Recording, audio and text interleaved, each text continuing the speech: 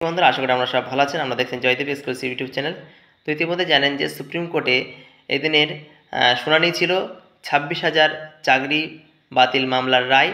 এর আগে একবার হিয়ারিং হয়ে গেছিল, পরবর্তী হিয়ারিংয়ে ডেট দিয়েছিল, তো কোর্টে কিন্তু উঠেছিল এবং বলা হয়েছিল যে 2 সপ্তাহের মধ্যে সমস্ত কিছু এসএলপি করে জমা দেওয়ার, সেই অনুযায়ী কিন্তু এদিন সিরিয়ালে উঠেছিল।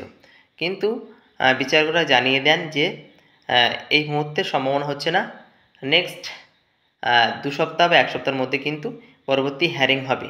তো সেখানে আমাদের নজর ছিল এবং হাজার হাজার চাকরিপ্রার্থী যারা আছেন তাদের সকলের নজর আছে যে এই কেসের মামলা কোন দিকে যাচ্ছে।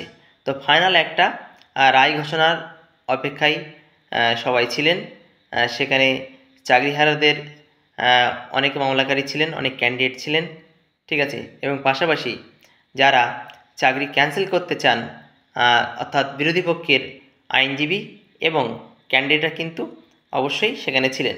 তো আমরা আজকে দেখে নেব যে এই মামলার রায়দান কবে হবে, বিস্তারিত দেখে নেব এবং পরবর্তী হিয়ারিং লিস্টটা কবে উঠছে। তো চলুন দেখে নিই।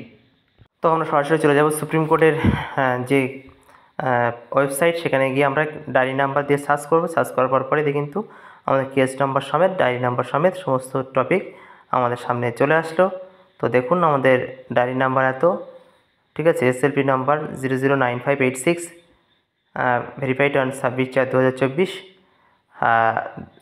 সেকশন XBI পেন্ডিং আছে। তো প্রেজেন্ট লাস্ট লিস্টেড অন 3/9/2024, 3/9/2024 এটা উঠতে চলেছে। Honourable the chief justice, honourable mister justice JB Pardiwala and honourable justice Manoj মিশ্রের বেঞ্চে, ঠিক আছে। চিফ জাস্টিস শ্রী চন্দ্রচূড়, তিনি চন্দ্রচূড়ের বেঞ্চে কিন্তু উঠতে চলেছে। 3 তারিখেই কিন্তু একটা ফাইনাল রায়ের সম্ভাবনা তৈরি হয়েছে, কারণ লিস্টে আছে কিন্তু আমাদের 6 নাম্বার লিস্টে আমরা দেখতে পাচ্ছি সিরিয়াল নাম্বার, অর্থাৎ ফার্স্ট হাফেই কিন্তু বিচার প্রক্রিয়া কোন দিকে যাচ্ছে, রায়দান কোন দিকে যাচ্ছে একটা ধারণা তৈরি হবে।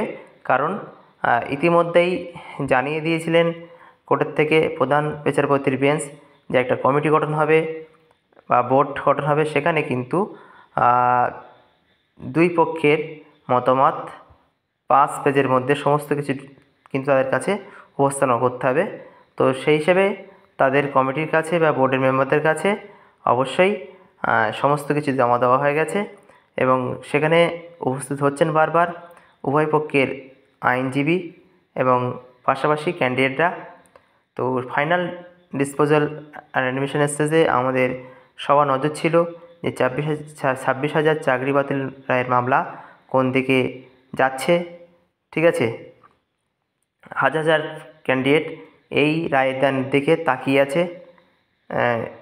তো আমরা দেখব আগামী দিনে, অর্থাৎ 3 তারিখে এই রায়দান পরীক্ষা কোন দিকে যাচ্ছে, পুনরায় আবার ডেট পড়বে নাকি ওই দিনে ফাইনাল রায়দান চলবে। তো দেখা যাক সেদিন কি হয়। দেখুন সিরিয়াল নাম্বার আছে আমাদের 6, অর্থাৎ 6 নম্বর সিরিয়াল, অর্থাৎ খুব দ্রুত সহিত ওই দিনে কিন্তু হিয়ারিং হবেই হবে।